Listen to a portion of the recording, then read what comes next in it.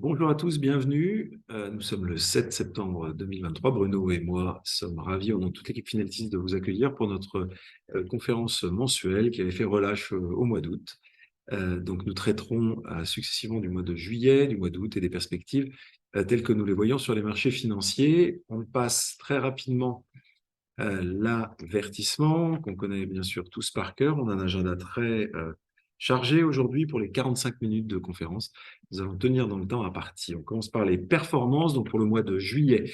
Mois de juillet et mois d'août qui ne se ressemblent pas. Donc le mois de juillet haussier, significativement haussier d'ailleurs sur les marchés d'actions, puisque l'Eurostoxx a été en hausse de 2%, le Standard & Poor's 500, les actions américaines, de 2,3% et le Nasdaq plus 3%. Les fonds de Finaltis sont surperformés sur cette période avec le fonds Finaltis Digital Leader qui est en tête avec plus 4,5%, portant sa performance à pratiquement 40% de hausse depuis le début de l'année, un rattrapage de ce qui s'est passé en 2022 avec la hausse des taux qui pénalisait les valeurs de forte croissance telles que celles qui sont dans ce portefeuille. Finaltis Titan, donc fonds flexible investissant, dont le cœur est investi sur les valeurs qui sont clés chez Finaltis, valeurs de croissance résiliente, les titans mondiaux, plus 1,5% en juillet. Finaltis Vision Beta, un fonds investissant sur les valeurs à faible volatilité, qui n'ont pas eu trop le vent en poupe, un peu plus de 10 centimes de hausse, portant la performance à 11,4% depuis le début de l'année. Et puis les valeurs minières aurifères du fonds Finaltis Gold, plus 3,9% en juillet. Le mois d'août est très différent. Il a été lui-même contrasté, les premières semaines étant nettement baissières et la dernière semaine rattrapant une partie de la baisse des semaines précédentes avec in fine un Nasdaq qui finit à zéro, que la dernière semaine ayant rattrapé les semaines précédentes, l'Eurostoxx, les valeurs de la zone euro, ayant particulièrement souffert, comme le reflète l'Eurostoxx, moins 3,1% sur le mois d'août, malgré la dernière semaine, et les valeurs américaines, les grandes valeurs américaines étant proches de zéro à moins 10 centimes. Donc les fonds Finaltis, dans ces conditions-là, ont baissé. Finaltis Efficient Beta, valeur donc de faible volatilité, moins 2,7%. Des valeurs digitales de Finaltis Digital Leader, moins 2,8%.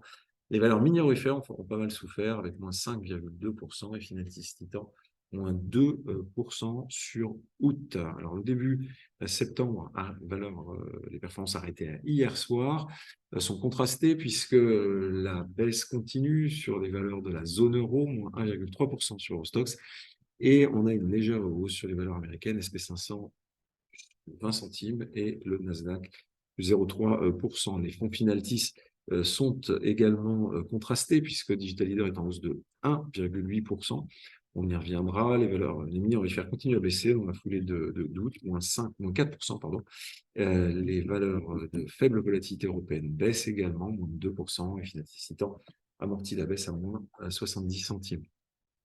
Alors, si on prend spécifiquement Finaltis Titan, justement, qu'en est-il comparé à ses pairs? Il y a plus de 1500 fonds dans la catégorie d'allocation flexible monde à laquelle appartient Finaltis Titan, qui n'a pas l'obligation d'être investi en permanence.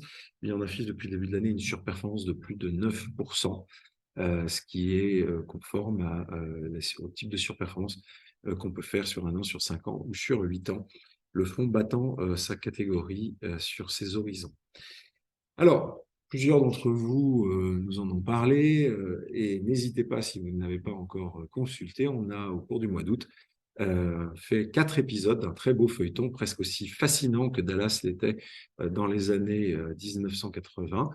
C'était dans la foulée, c'était une façon de traiter d'un sujet qui a été une actualité brûlante en France, même si les termes de l'équation n'étaient pas les mêmes, puisque le sujet des retraites a mobilisé beaucoup de monde pour les 6 premiers mois de l'année, mais exclusivement sur une question qui ne paraît sincèrement pas la plus pertinente, qui est la durée de cotisation d'un système par répartition, alors que nous sommes bien placés, nous les investisseurs, vous et nous d'ailleurs, les investisseurs, puisque le vrai sujet, c'est le passage d'un système de répartition vers un système par capitalisation, comme le recommandait déjà en 1993 la Banque mondiale.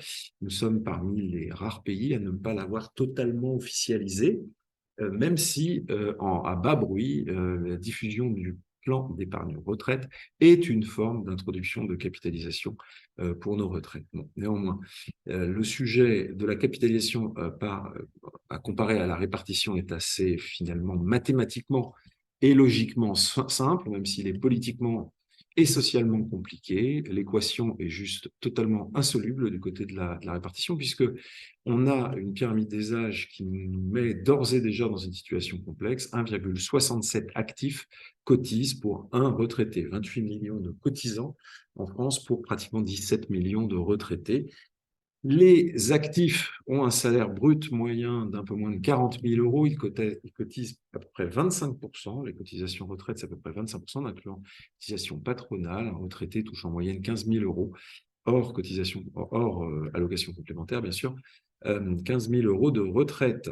Si ces sommes qui sont cotisées, c'est à peu près l'équivalent de 10 000 euros d'aujourd'hui, avaient été cotisées, ou étaient cotisées pour le futur pendant une durée de 40 ans, donc un petit clin d'œil par rapport à un allongement qui, là, n'est pas nécessaire dans un contexte de capitalisation, eh bien, on a pratiquement 92% de chances d'avoir au moins autant que l'allocation de retraite par répartition actuelle.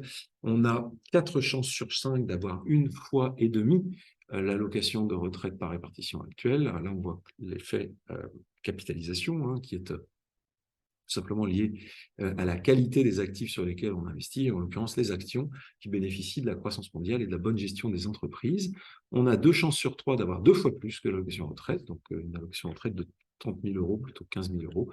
Et on a même presque une chance sur 2 d'avoir 3 fois plus que ce que servirait le système par répartition. On voit bien que l'équation n'est pas une équation mathématique, ce n'est pas une équation logique, c'est une équation politique et c'est le produit de l'histoire qui nous conduit à continuer à maintenir un système par répartition qui a eu une très très grande logique à l'époque où il a été mis en place et avec la pyramide des âges actuelle pose à l'évidence un énorme problème. Alors, allons tout de suite sur notre scénario central. Que voyons-nous? Sur quoi nous appuyons-nous chez Finaltis pour décider de nos investissements sur les mois à venir? Finaltis, nous sommes des sélectionneurs de titres, mais néanmoins, nous avons à l'esprit un scénario sous-jacent, et ce scénario pourrait être résumé par cette formule: une sélection de valeurs optimisées sous 3 contraintes. Pourquoi? La qualité des performances économiques des entreprises dans lesquelles nous investissons, qui sont des valeurs de croissance, tout notre univers d'investissement est constitué de valeurs de croissance. Ça a permis de résister à des tendances monétaires défavorables. Certes, elles ont baissé l'année dernière, les acteurs des marchés étant choqués, entre guillemets, par la rapidité de la remontée des taux. Il a fallu un peu de temps pour s'ajuster. Et le début de l'année 2023 est un retour vers une moyenne de comportement de moyen terme, en l'occurrence, qui est assez logique, avec un rebond des valeurs de croissance. Et il nous semble aujourd'hui moins risqué d'investir en actions avec des taux Fed qui ont atteint 5,5%. Pourquoi? Parce que ça donne des marges de manœuvre aux banquiers centraux qui ont un job difficile.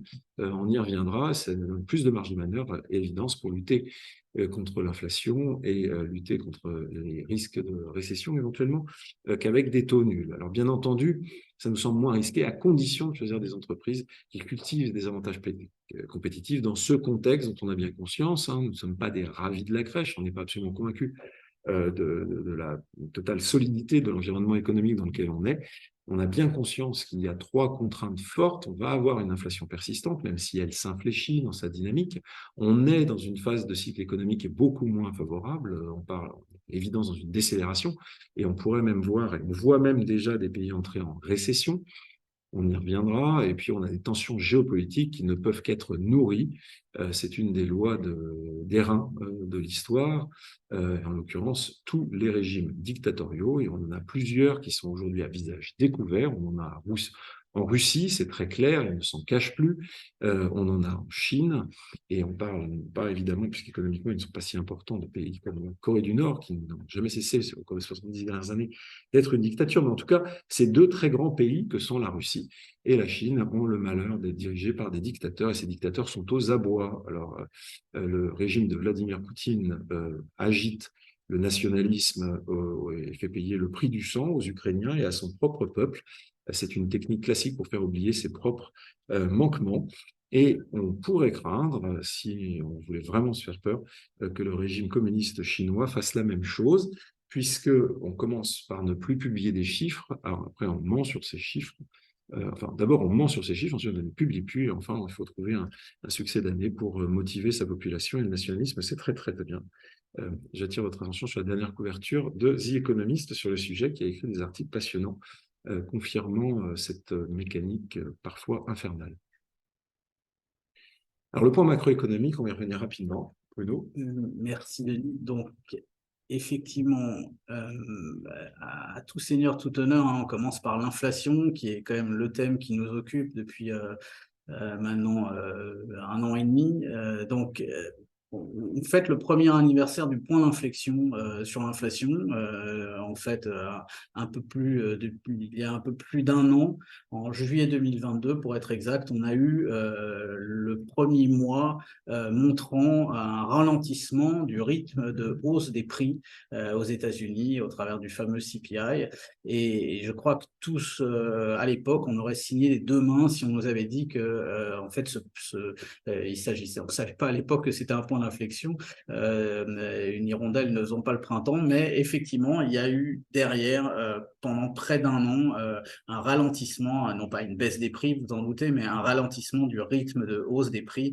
Et aujourd'hui, on n'a pas normalisé, on n'est pas sur les targets qu'ont en tête les banquiers centraux, ce fameux dogme des 2%, dont on se demande d'ailleurs un peu d'où il est sorti, mais en tout cas, il y a des vrais progrès et qui permettent aujourd'hui aux banquiers centraux, on va le voir sur la slide suivante, d'envisager et même de réaliser, dans certains cas, une pause en termes de resserrement monétaire.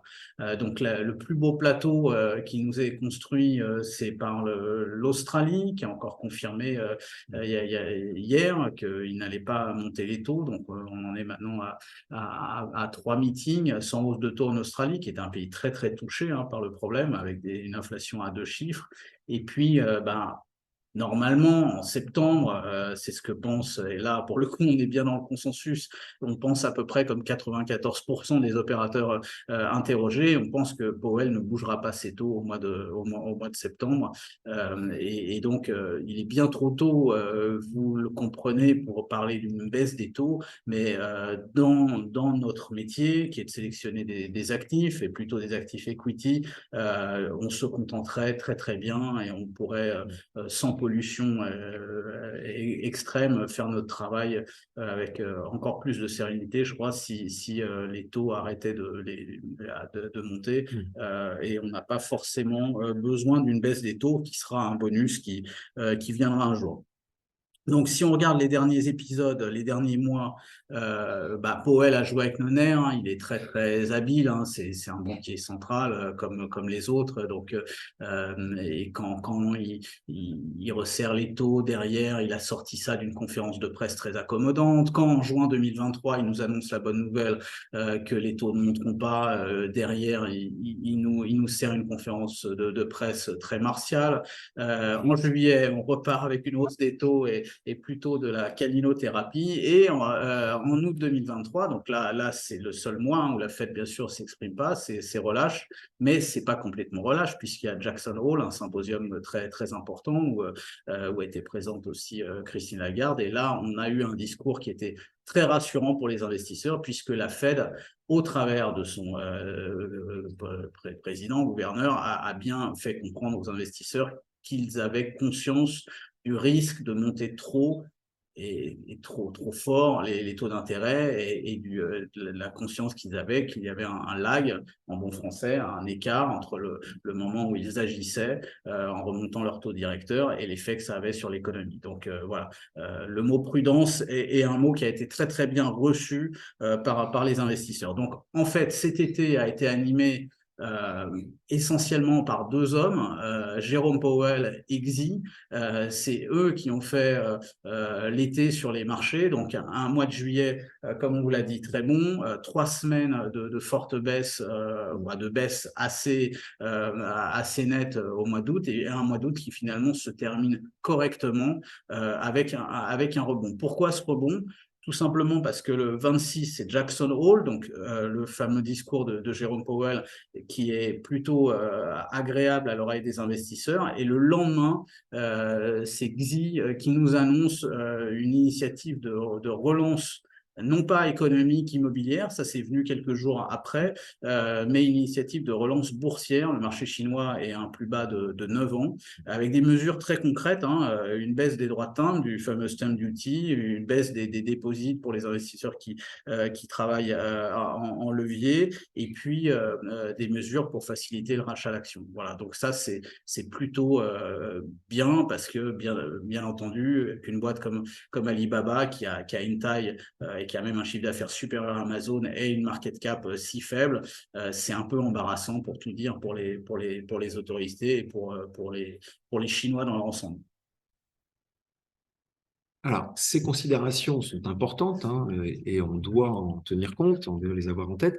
Néanmoins, elles ne doivent pas nous détourner de notre objectif, car notre objectif, quel est-il? C'est de sélectionner des titres, et les titres qui nous intéressent.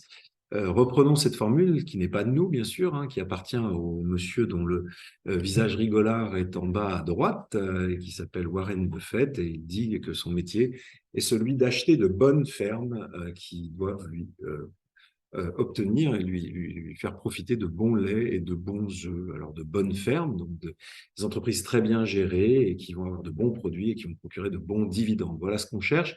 On cherche des entreprises dont la qualité va nous permettre de constituer de très bons portefeuilles. On n'a jamais compris comment, dans un portefeuille, en mélangeant des choses de moindre qualité, on pouvait avoir finalement un ensemble qui soit lui-même qualitatif. Charlie Munger, l'associé de Warren Buffett, a une expression beaucoup plus imagée encore, en disant qu'en mélangeant des blues et des framboises, il reste quand même les blues. Voilà, donc nous, on s'intéresse, on reste dans la métaphore fermière, donc les bonnes fermes dans nos reporting, vous le savez, on s'attache à raconter des histoires, à donner des coups de projecteur et à une infographie particulière, et on va s'attacher dans les mois qui viennent à, bien entendu, continuer à donner des informations financières, mais également fournir des informations d'activité. Il nous semble extrêmement important de se rendre compte de quoi on parle. Ce ne sont pas seulement des entreprises avec des bilans et des comptes de résultats, ce sont des entreprises dont les activités conduisent au bilan et au compte de résultats, qui sont ceux que nous analysons. Pourquoi? Quand un Alphabet a 118 milliards de visites mensuelles sur Google et YouTube, ça explique ce qu'est Alphabet aujourd'hui. Quand vous avez 192 milliards de transactions sur une année chez Visa, ça explique le caractère quasi incontournable de Visa. Quand vous avez un réseau de canalisation permettant de faire transiter de l'oxygène ou des gaz issus du fractionnement de l'air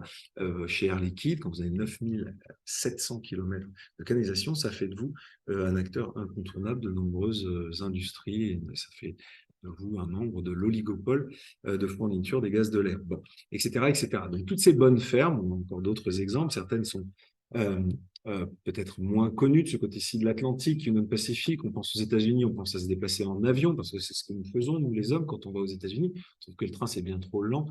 Il se trouve que l'économie américaine s'appuie sur un réseau ferré absolument gigantesque, et que le trafic ferroviaire aux États-Unis, c'est pas un trafic passager, c'est un trafic de marchandises. Et l'Union Pacific est un titan, c'est plus de 52 000 kilomètres de voies ferrées.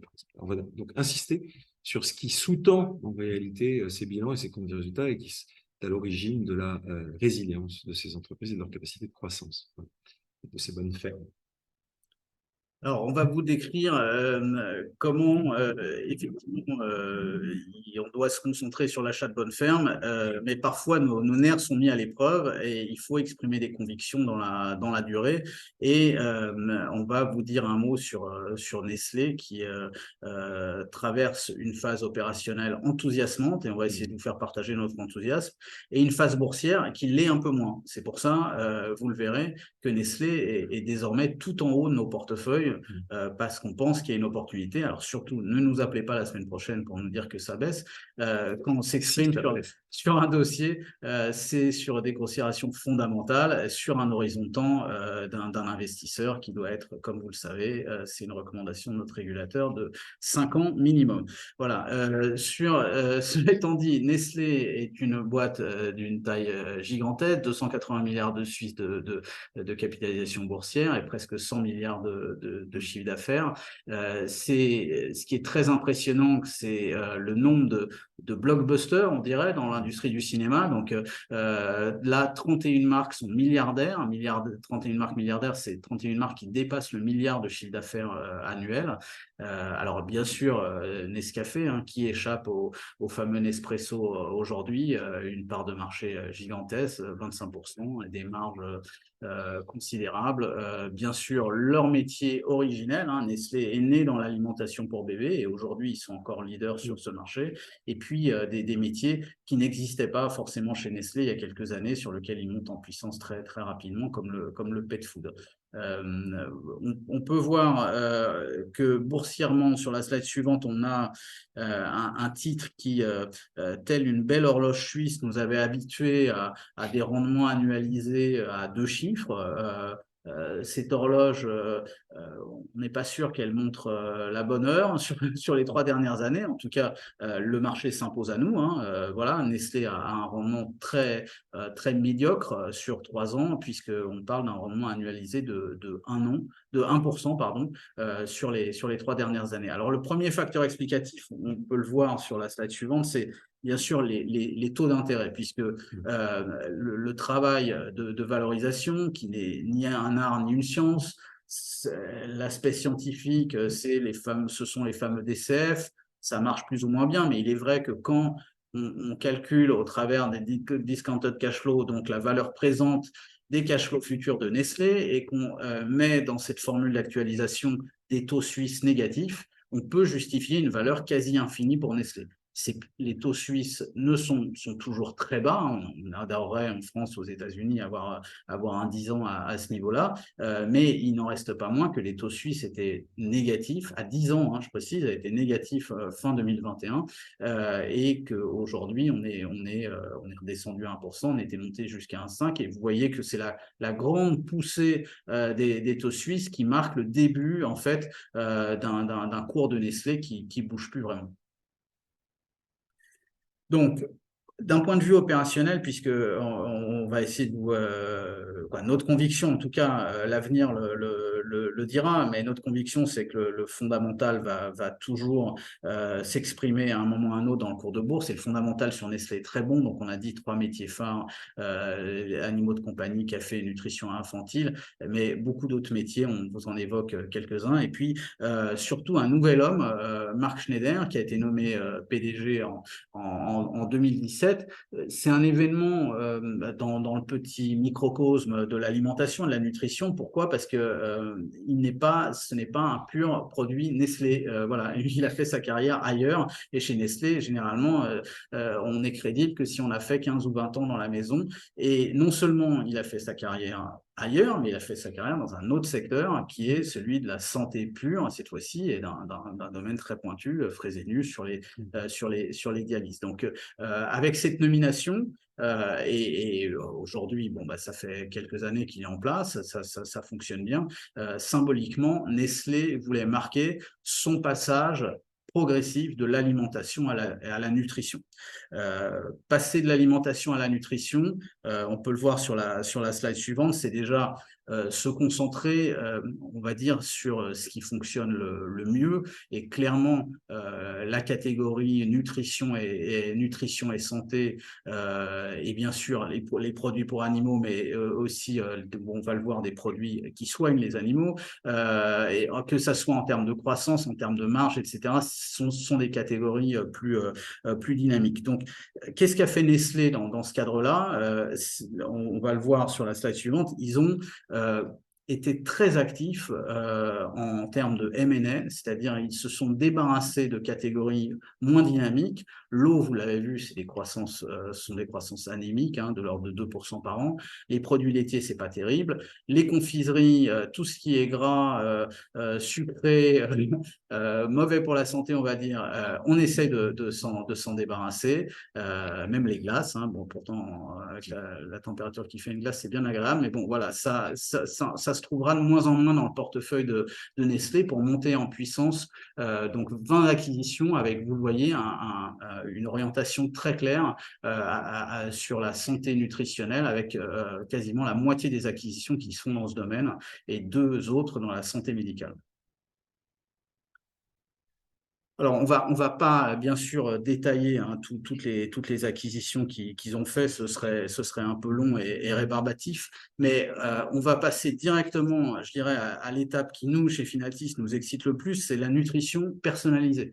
C'est-à-dire que dans le monde de demain, et c'est le monde d'aujourd'hui, vous voyez, il y a certaines marques du groupe Nestlé aujourd'hui qui mettent déjà ça en œuvre, donc qui évaluent de différentes manières votre style de vie, éventuellement des traitements, et qui vous propose des recettes personnalisées. Et ça, c'est une direction qui va mixer donc l'hyper-personnalisation des produits, la digitalisation que Nestlé aura avec ses clients, y compris avec les animaux de compagnie. Alors, c'est pas eux qui, avec leurs petites pattes, taperont sur le clavier, hein, mais le maître dira, voilà, mon chien a telle race, tel poids, tel problème de santé. Là aussi, alors ça sera plus cher, hein, vous l'avez compris, bien entendu, si c'est du sur-mesure, c'est comme dans la mode, hein, quand c'est sur-mesure, c'est plus cher.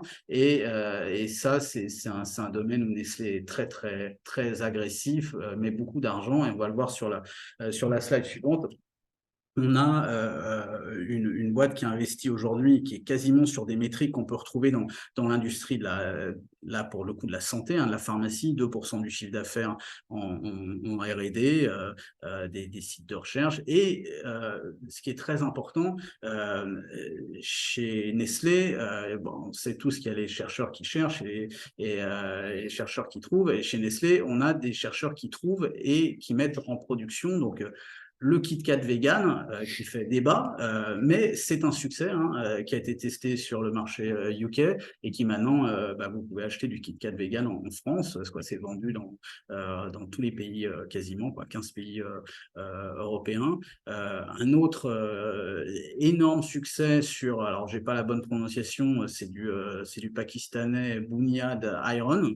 Il s'avère que, et là on est bien dans la nutrition, hein, il s'avère que les enfants pakistanais, je serais incapable de vous dire pourquoi, sont en général carencés en fer, et donc 417 millions de portions de ce produit ont été consommées en Inde. C'est des petits, au Pakistan, pardon, c'est des petits encas que les écoliers mettent dans leur sac, et c'est clairement plus vertueux et meilleur pour leur santé qu'une barre de Mars, on va dire.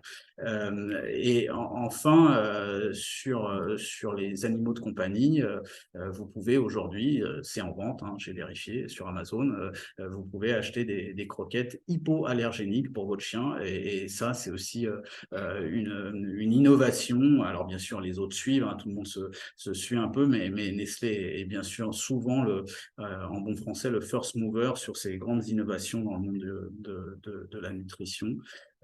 Voilà, donc on a une déconnexion, ça arrive souvent, ça c'est arrivé dans le passé, ça arrivera dans le futur, une déconnexion selon nous, et c'est assez factuel, entre le bénéfice par action, hein, il y a toujours une convergence à un moment ou à un autre entre la dynamique du bénéfice par action et le cours de bourse. Là, on peut dire qu'on a une déconnexion. Alors, il y a des facteurs exogènes qui jouent beaucoup, comme la hausse des taux, bien entendu, mais on pense que ça peut faire du sens pour un investisseur qui a un peu de temps devant lui de devenir actionnaire de Nestlé aujourd'hui. En tout cas, c'est ce qu'on fait dans vos mandats que vous nous avez confiés, ou dans les fonds de Finaltis. Et vous verrez, c'est la deuxième place du fonds Titan notamment. Cerise sur le gâteau, bien sûr, la mécanique boursière, vous la connaissez comme nous. Si les bénéfices se portent bien et que le cours se porte mal, l'ajustement se fait au niveau du prix de l'action, du PER, donc combien de fois je paye les bénéfices de Nestlé pour avoir le droit de combien d'années de bénéfices je paye pour avoir le droit de m'acheter une action Nestlé. Aujourd'hui, on est sur 20 années de bénéfices par action Nestlé en termes de valorisation, donc c'est beaucoup moins qu'en début 22, et c'est quasiment sur des niveaux de stress équivalents au triste souvenir qu'on a du Covid quand on était tous confinés.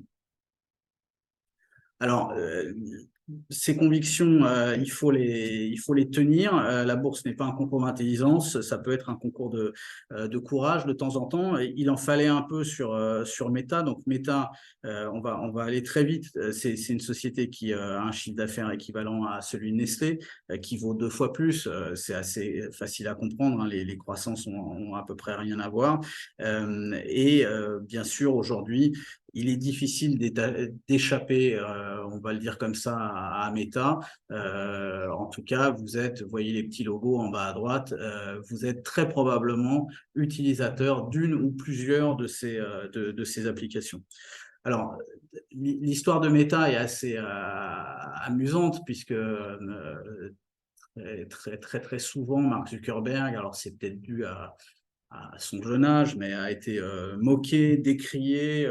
On va juste citer 2 exemples, hein. Quand en 2012, il met $1 milliard sur la table pour acheter Instagram.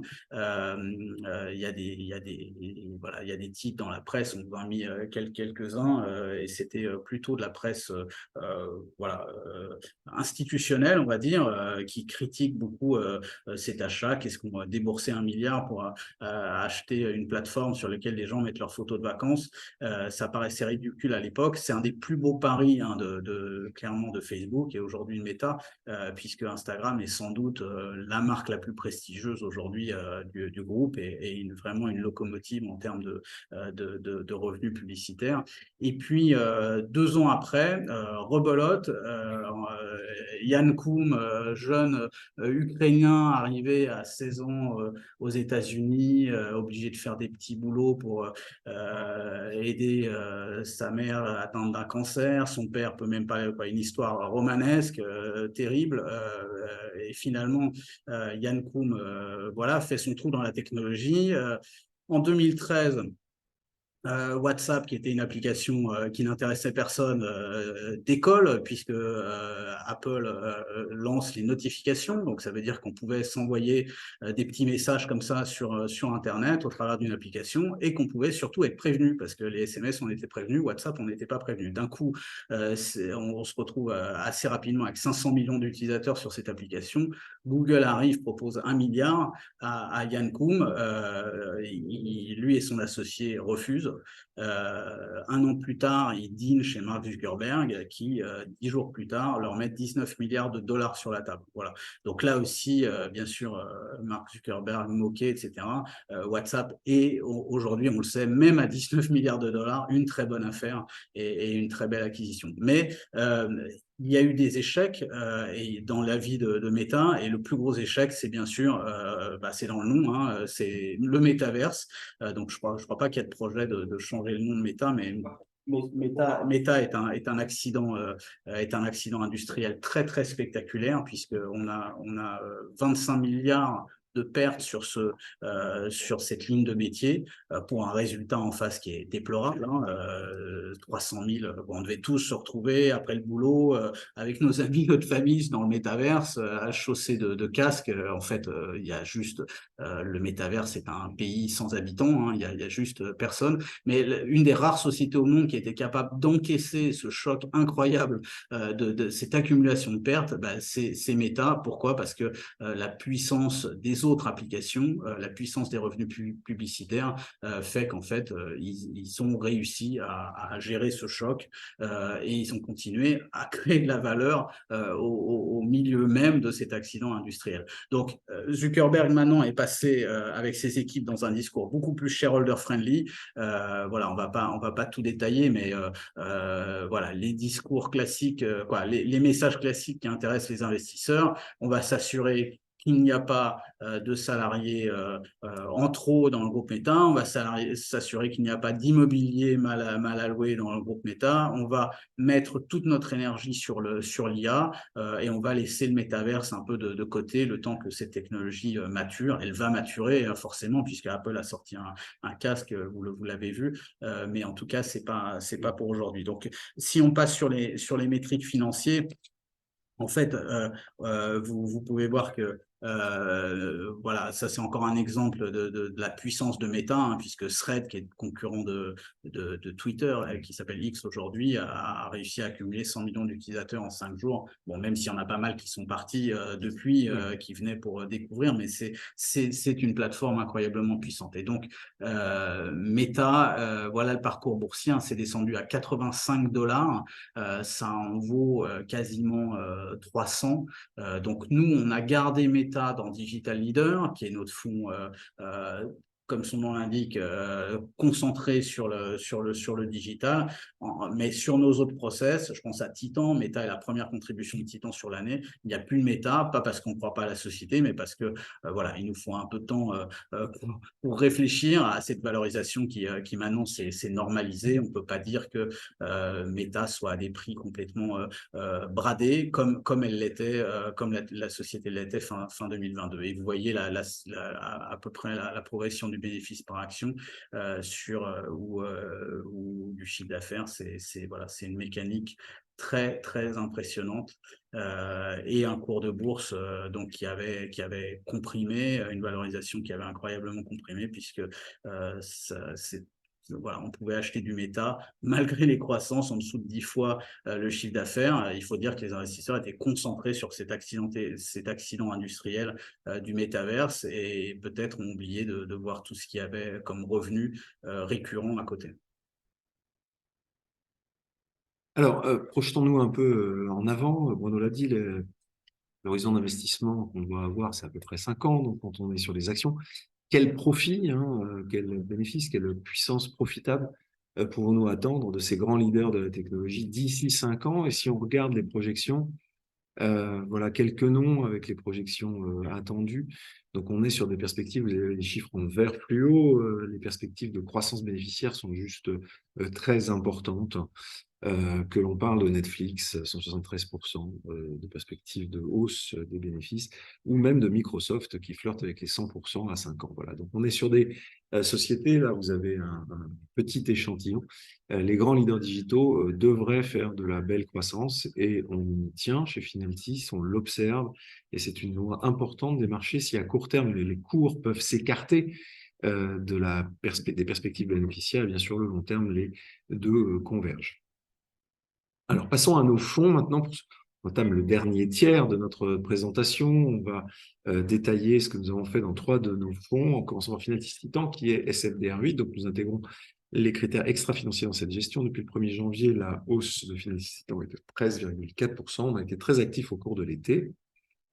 Alors, on a été très actif, pas forcément en déformant l'exposition du fonds aux actions, mais il y a beaucoup de dispersion dans le marché actions aujourd'hui et on pense, comme l'année dernière d'ailleurs, que ce qui fabrique la performance d'un fonds n'est pas forcément son delta, comme on dit, donc son niveau d'exposition aux actions, mais beaucoup plus les actions que le gérant a décidé de mettre dans le fonds. Donc, on va voir que sur le plan du stock picking, ça a beaucoup bougé. Donc, on a initié une ligne sur Anheuser-Busch InBev, qui est le premier brasseur au monde, devant Heineken, qui est aussi dans le portefeuille.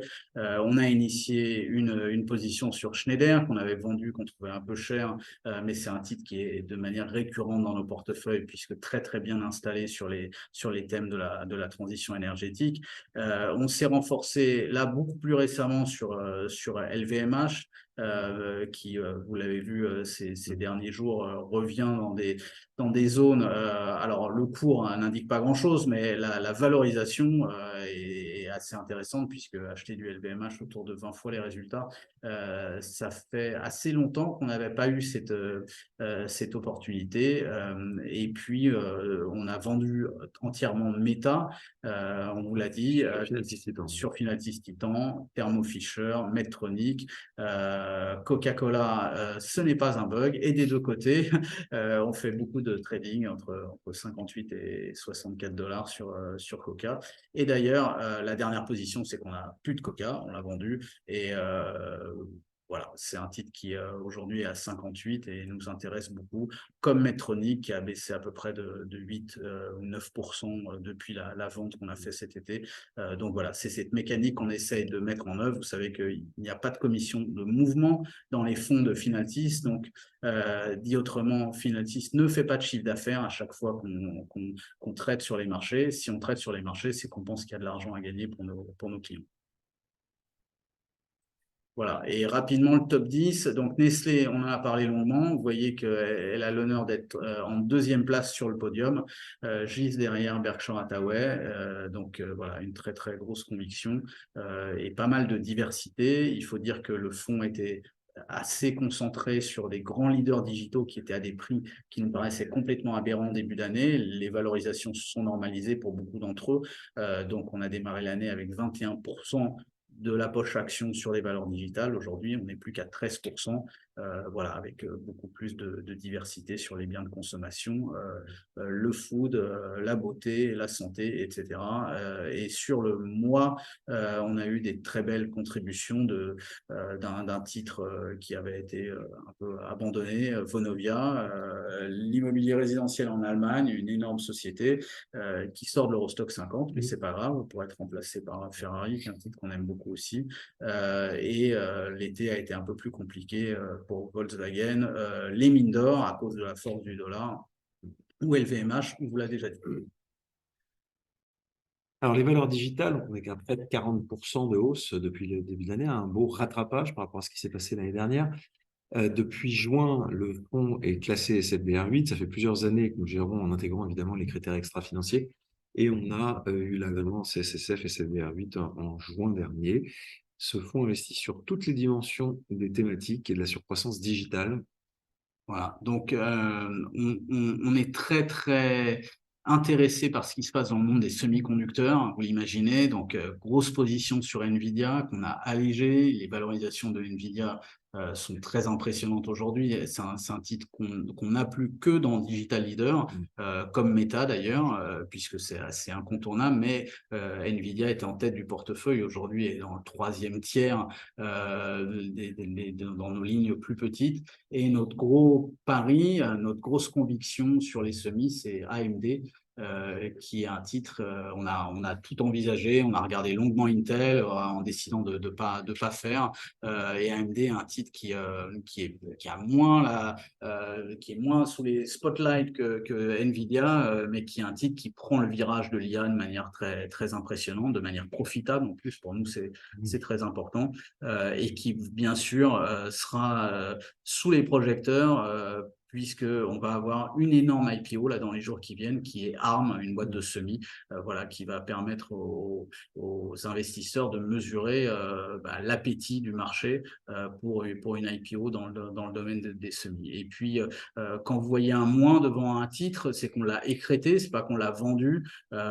C'est un peu contre-intuitif, hein, mais une manière de remercier les sociétés qui nous ont fait gagner de l'argent, c'est d'en vendre un peu, tout simplement parce qu'on a on a des contraintes de risque très fortes, donc on ne veut pas laisser le portefeuille dérivé se déformer trop sur des titres qui ont très très bien performé. Et je pense à l'axe tourisme qui a été particulièrement dynamique. Airbnb, Booking, chacun avec leur spécificité, sont des succès, des business models incroyablement profitables.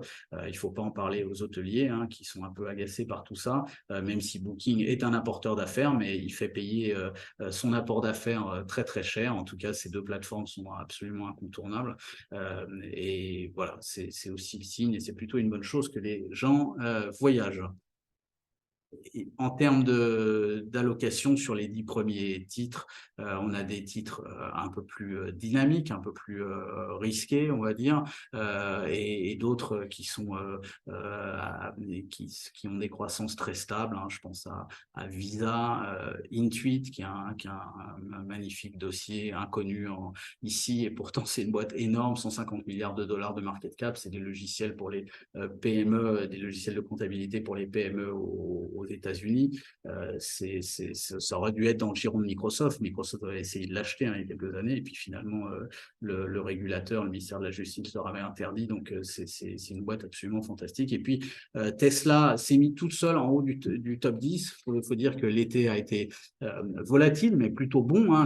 Tesla est plutôt un titre qui est bien orienté en ce moment.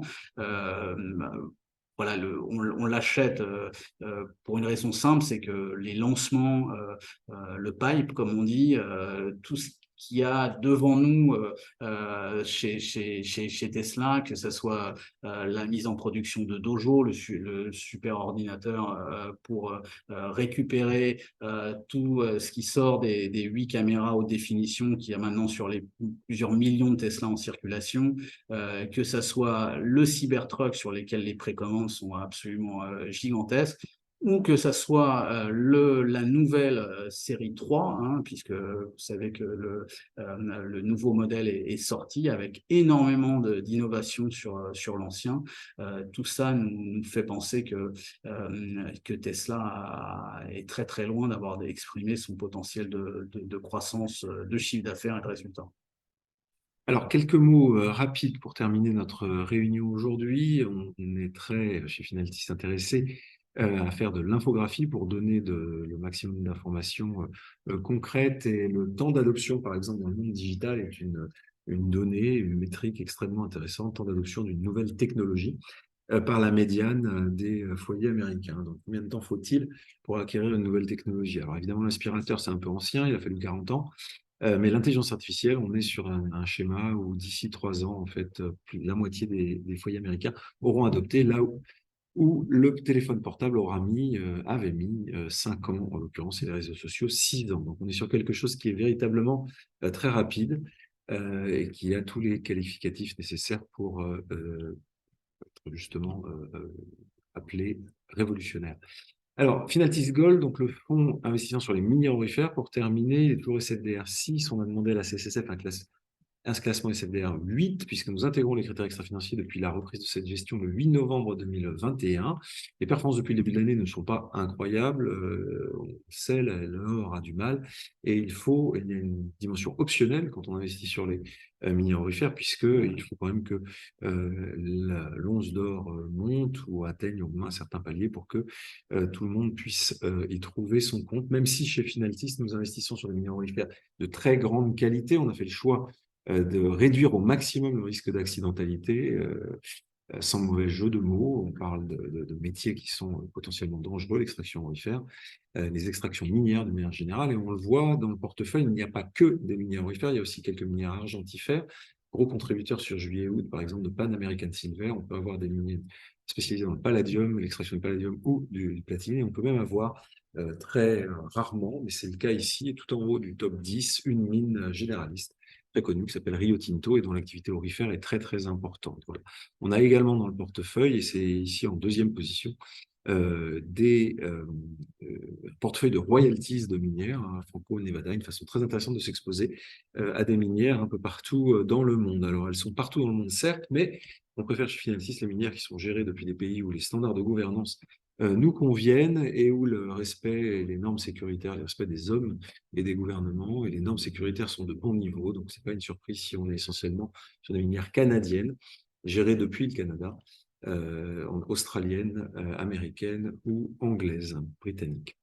Et là aussi, un petit, je n'ose pas le dire, une petite pépite, voilà, une pépite dans le jardin des cryptos, puisque si on regarde sous l'angle justement de l'extra-financier, notamment de la production de CO2, et bien l'extraction du Bitcoin, le mining du Bitcoin, à valeur équivalente, coûte 15 fois plus cher en CO2 que l'extraction d'or. Voilà. Donc ça, c'est quand même quelque chose qui est à méditer. C'est pas parce que le Bitcoin, c'est virtuel, c'est pas parce que c'est de la blockchain, c'est une technologie qu'on aime beaucoup, mais ça coûte extrêmement cher à miner, et l'or, la bonne vieille relique barbare, c'est finalement, en termes écologiques, contre-intuitivement, et c'est pour ça qu'on monte, moins cher que cette soi-disant nouvelle invention révolutionnaire que serait le Bitcoin. Et on terminera sur cette remarque en forme de boutade ou de pied de nez. Bien entendu, Bruno, Auguste et moi, et toute l'équipe Finaltis d'ailleurs, seront très heureux de répondre à vos questions, de partager les informations, de vous transmettre cette présentation, si vous le souhaitez, qui est enregistrée et que vous pouvez retrouver soit demain, soit au plus tard lundi matin sur le fil LinkedIn de Finaltis, ainsi que sur, en l'occurrence, le site lui-même de Finaltis et notre chaîne YouTube. On vous remercie vivement pour votre attention et on vous dit rendez-vous soit pour ceux d'entre vous qui le souhaitent, le 19 septembre prochain, nous recevons, c'est un grand privilège pour nous de recevoir le directeur général de Palantir France, ici dans le locaux sur les Champs-Élysées, et en off, de discuter avec lui sur l'apport de l'intelligence artificielle dans la défense en fait d'un certain nombre de valeurs qui sont chères à Palantir, qui nous sont chères à Finatis, des valeurs de souveraineté et des valeurs de respect de nos de grands principes libéraux de nos démocraties. Voilà, donc 19 septembre, pour ceux d'entre vous qui le souhaitent, vous êtes les bienvenus. Et sinon, sur cette visio, à nouveau, début octobre, premier ou deuxième jeudi du mois, c'est pas encore fixé, mais on vous adressera une invitation très prochainement. Merci à tous de votre attention, à bientôt. Au revoir. Merci.